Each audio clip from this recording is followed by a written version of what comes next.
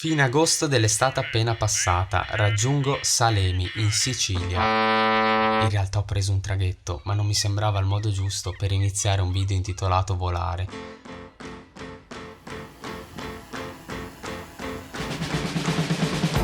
Comunque, appena arrivato, questo tizio, vedendomi trafficare con il drone, mi si avvicina proponendomi di fare un giro sul suo aereo. Sì, proprio all'improvviso. Come posso rifiutare?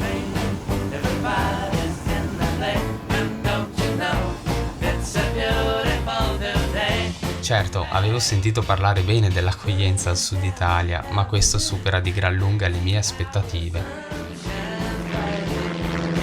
Ma non è questa l'esperienza su cui voglio soffermarmi, bensì quella che ho fatto un mese dopo, ben distante dall'accogliente Sicilia.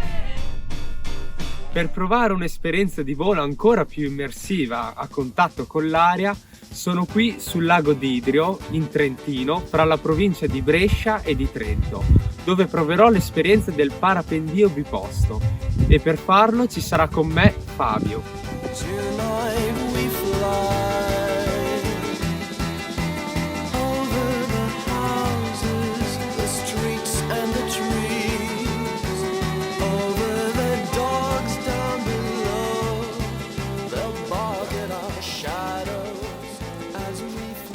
Questo qui è il parapendio che abbiamo noi per volare in doppio.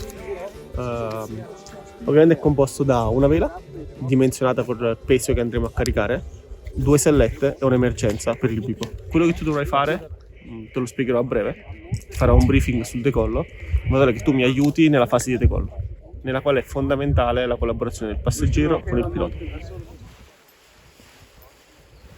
È emozionante e rilassante il volo. Potremmo godercelo, potremmo fare tutto ciò che vuoi, possiamo renderlo più o meno adrenalinico a seconda di quello che Adrenalinico è perfetto. quello che è il feeling del passeggero.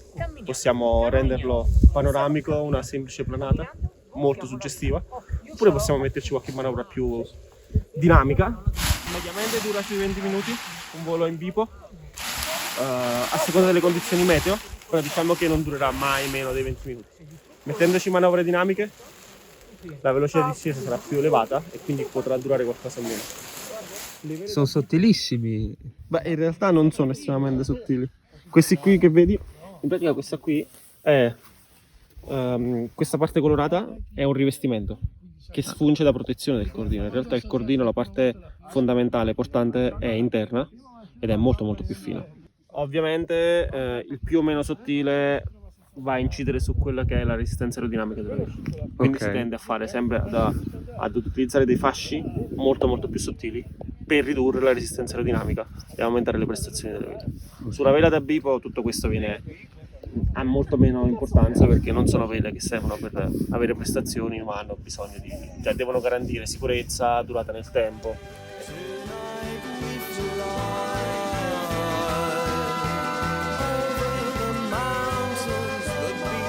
Correndo diamo la possibilità alla vela di andare in volo. Perché è un po' controintuitivo correre Perfetto. verso La tendenza delle persone è quella di dire: io voglio volare, non voglio saltare, non voglio correre nel vuoto.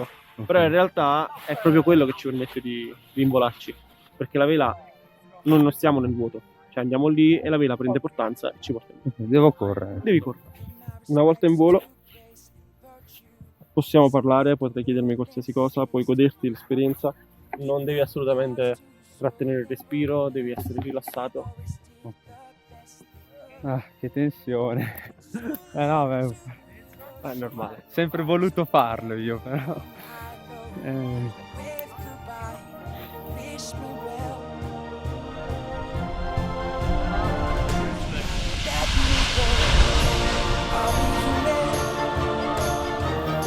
Andiamo, corriamo.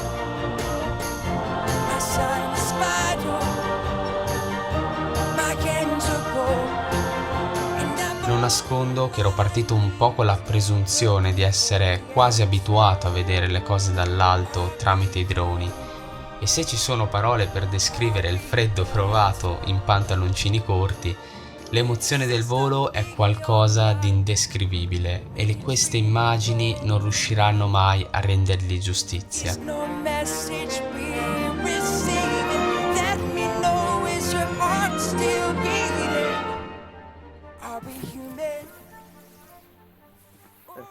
Non riuscivo ad alzarmi.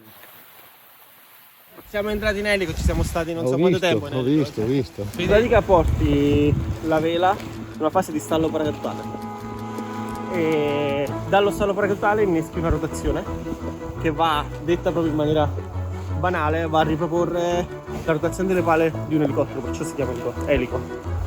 E in pratica la tieni perfettamente in portanza e la vela ruota su se stessa.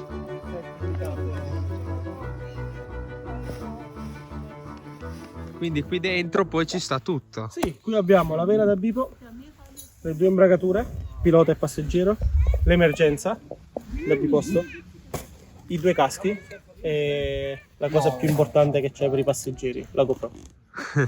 Giusto.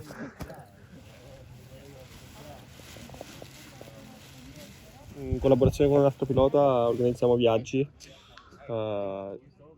per piloti già esperti in varie parti del mondo. India, Kenya, Nepal, Marocco.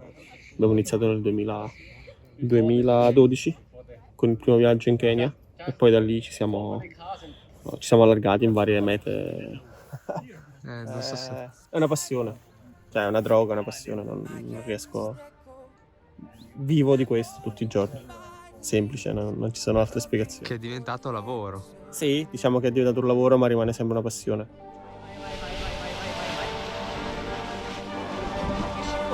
Queste ore passate con Fabio mi hanno ricordato dell'importanza di trovare ciò che dà un senso ai passi che facciamo ogni giorno. Qualcuno scriveva che non dobbiamo chiederci di cosa il mondo ha bisogno, ma cosa ci rende vivi, perché quello di cui il mondo ha più bisogno è di persone che si sentano vive, di persone che hanno capito che cosa le fa volare.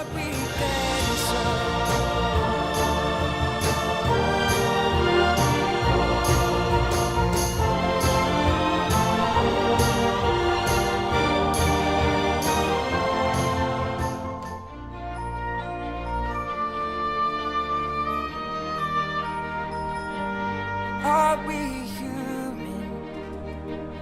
Are we dancer? Are we human? Are we dancer?